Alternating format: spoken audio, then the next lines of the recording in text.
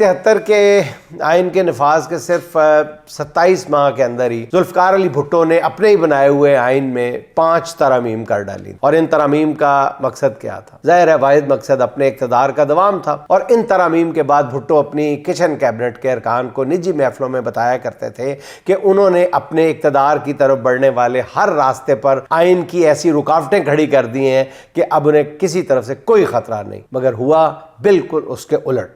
بھٹو کا نہ اقتدار رہا نہ اختیار رہا، حتیٰ کہ ترامیم کے باوجود بھٹو اپنا اقتدار تو کیا جان بھی بچا نہیں پائے۔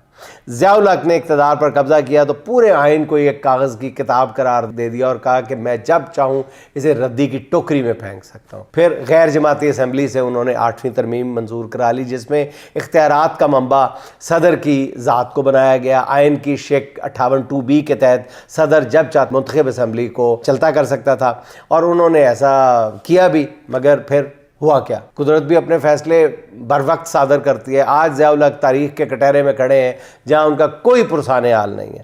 پرویز مشرف نے بھی پورا آئین معطل کر کے لیگل فریم ورک آرڈر جاری کر دیا تھا، یاد ہی ہوگا آپ کو۔ انہوں نے ایمرجنسی کا نفاذ بھی کیا، اس کے باوجود ایک دن انہیں بھی بھاری دل کے ساتھ اقتدار چھوڑنا پڑا۔ ناظرین، ہماری قومی تاریخ یہی بتاتی ہے کہ ترامیم کے تحفظ سے کبھی اقتدار نہیں بچے۔ اگر ترامیم کے ذریعے بھٹو جیسے مقبول لیڈر کا اقتدار نہیں بچ پایا تو پھر عوامی حمایت سے محروم نون لیگ کی موجودہ حکومت جو ہے وہ تو بالکل بھی ایسا نہ سوچے۔